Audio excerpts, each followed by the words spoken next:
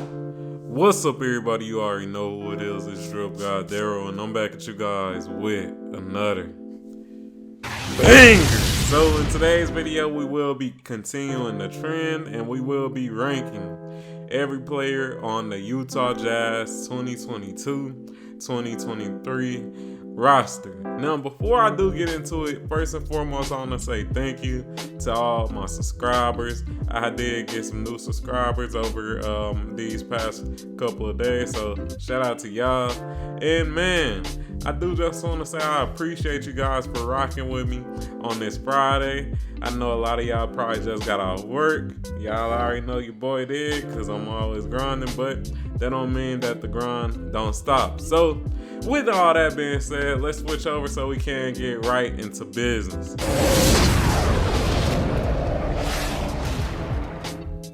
Alright, so we got switched over, and as you guys can see, there are 5 different categories. I will go through all of the categories to explain exactly what they mean, and let's get it. So the first category is stars of the team. The second category is very good player, deserves big minutes. The third category is decent rotational player, gives you solid minutes.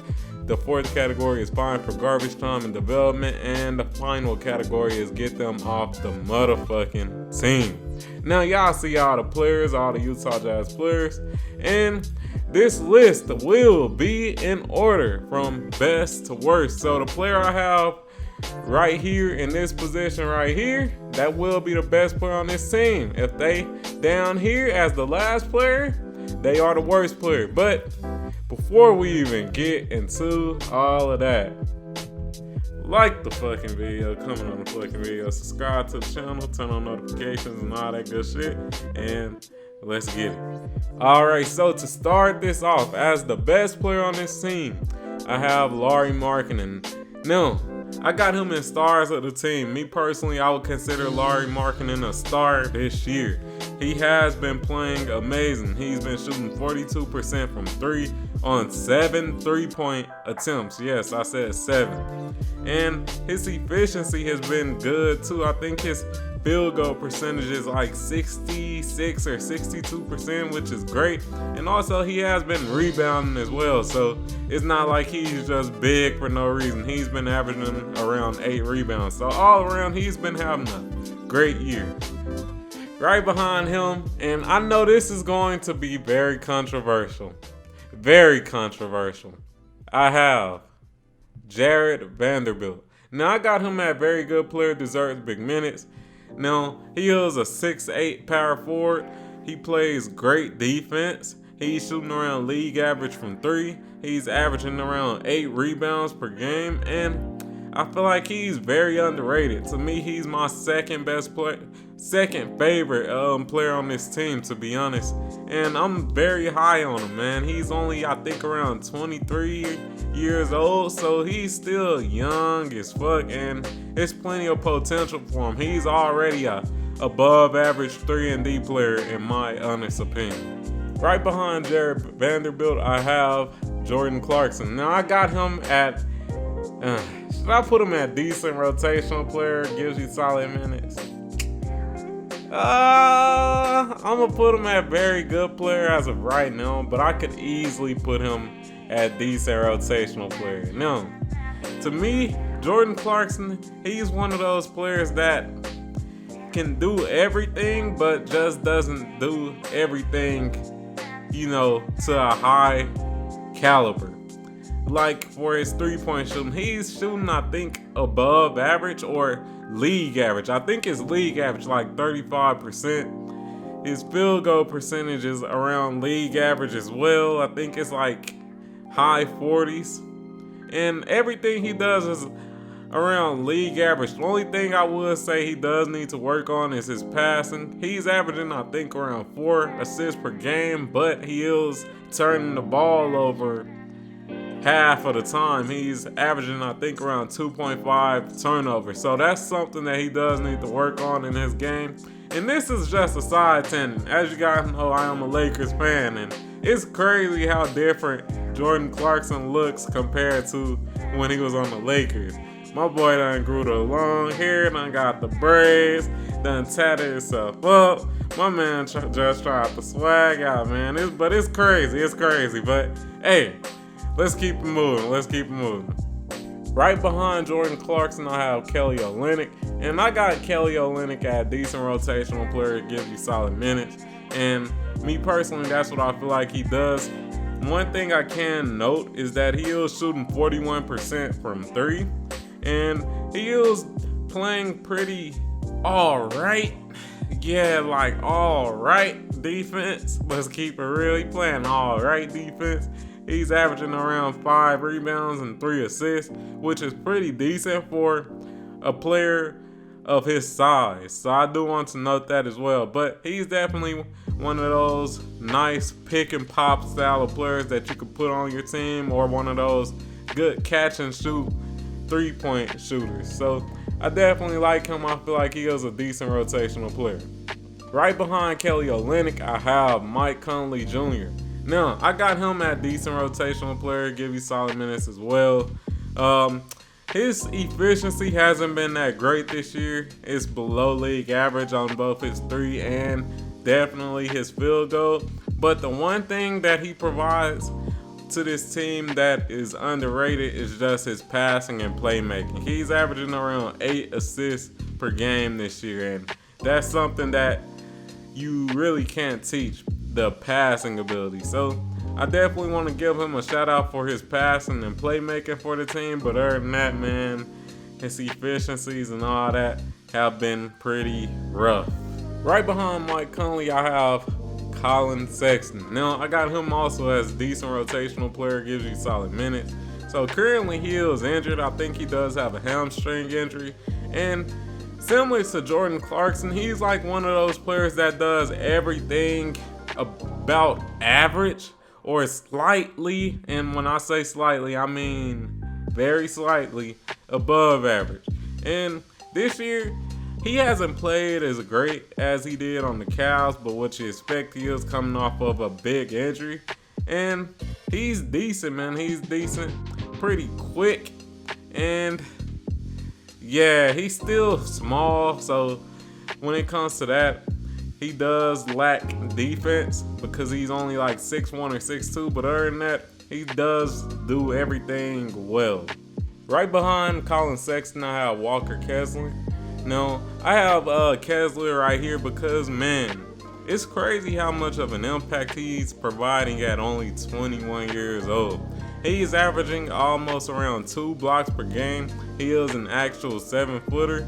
So he does provide a, very important role for this team, man. A defensive-minded big man that can also roll to the rim decently and actually plays, great defense and is actually blocking some shots and is a rim protector. So shout out to him for being so young and being so impactful. And let's keep moving. As the final player in the decent rotational player gives you solid minutes category, I have Malik Beasley. Now, Malik Beasley, he's a player that is very one-dimensional. He's a great 3-point shooter. That's all we need to say. He's a great 3-point shooter. So he's averaging damn near 10 3-point shots per game. Wait, I think it's 9. Yeah, it's 9 3-point shots a game. He's averaging 9.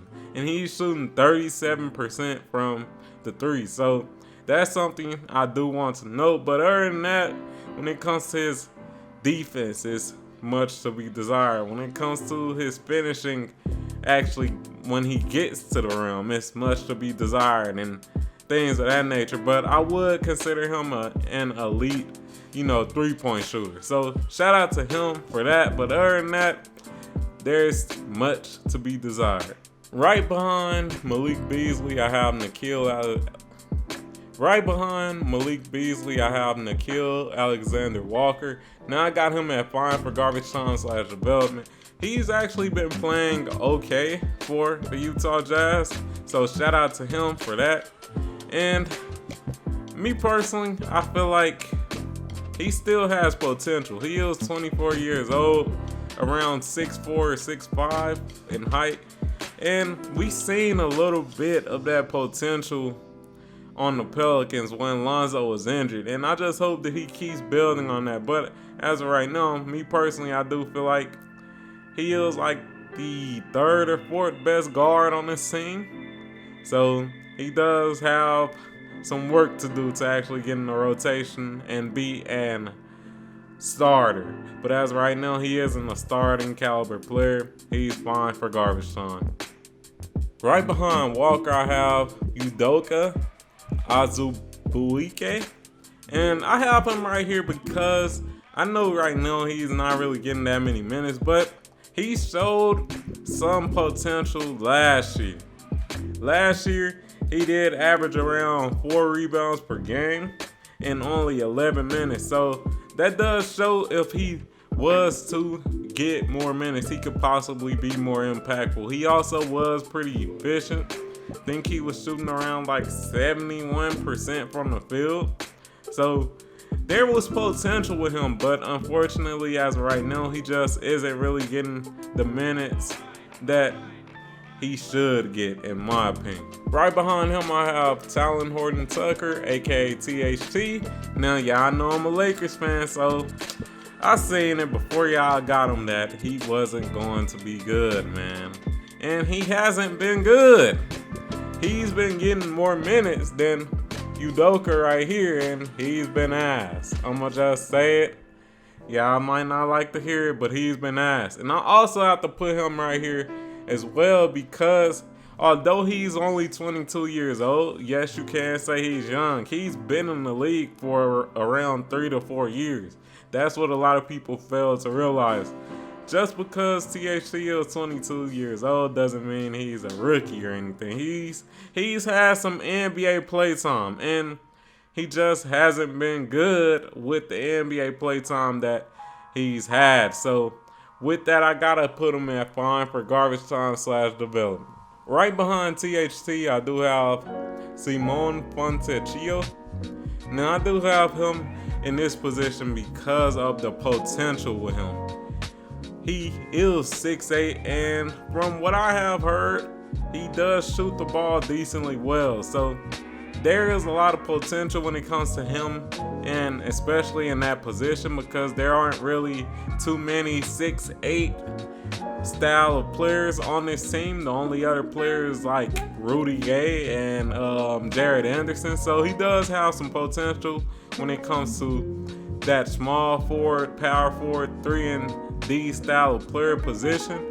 But he is 28 years old. That's something we do also have to know. He is 28 years old. So how much more can we expect out of him? He is in his prime. So that's something I do want to note as well. But right behind him, I do have Ochai Agbaji. Now, I have him right here at fine for garbage time / development as well.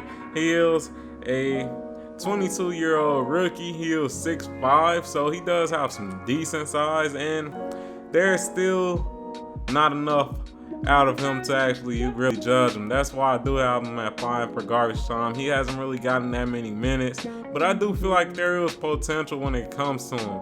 He is pretty athletic, pretty quick, so he has a future. I just want to see a little bit more. I need more minutes out of him to actually, get a good gauge of how good of a rookie he can really be. Right behind Agbaji, I have Leandro Bolmaro. Now I have him in this position because he is also around a 6'5", 6'6" guard, and he is also 22 years old, such as Agbaji. But he has been playing longer. He was drafted in 2020, so he does have more time in the league, and he hasn't shown much. So due to him being more experienced than Agbaji and also showing less, I have to put him in that position. Right behind Bolmaro, I have Micah Potter. Now I have him right here because he's only played 6 games, bro. What can I do with that? I can't do nothing with that. He is 6'10", so he is a pretty big dude, but hey, what can I do with 6 games? Like, bro, there's nothing I could do with that. And as the worst player on this team, I have none other than the one, the only, the MILF, the legend, Rudy Gay. Now, the reason Rudy Gay is in this position is because bro has been ass this year. He has been ass this year, man. I'ma just keep it a band. The efficiency looking horrible. His defense has declined a bit. And when he does get the ball, he tends to take horrible shots. Smothered shots. You know, not a green shot, a red shot. You know, like, bruh. What else can I say? I'm sure most Utah fans would agree with me and say Rudy Gay is the worst player on this team. But hey, man, let's recap this video and let's recap this tier list, and then I'll close out. All right, so let's recap this tier list. As the best player on the team, I have Larry Markkinen. As the second best player on the team, I have Jared Vanderbilt. As the third best player on the team, I have Jordan Clarkson. As the fourth best player on the team, I have Kelly Olynyk. As the fifth best player on the team, I have Mike Conley. As the sixth best player on the team, I have Colin Sexton. As the seventh best player on the team, I have Walker Kessler. As the eighth best player on the team, I have Malik Beasley. As the ninth best player on the team, I have Nickeil Alexander-Walker. As the 10th best player on the team, I have Udoka Azubuike. As the 11th best player on the team, I have THT, aka Talon Horton-Tucker. As the 12th best player on the team, I have Simone Fontecchio. As the 13th best player on the team, I have Ochai Agbaji. As the 14th best player on the team, I have Leandro Bomaro. As the 15th best player on the team, I have Micah Potter. And as the worst player on the motherfucking team, I have Rudy Gobert. But if you enjoyed this video, please like the video, comment on the video, subscribe to the motherfucking channel, turn on notifications and all that good stuff. And if you want me to do your team, put that team in the comments down below. And I'm out. Peace.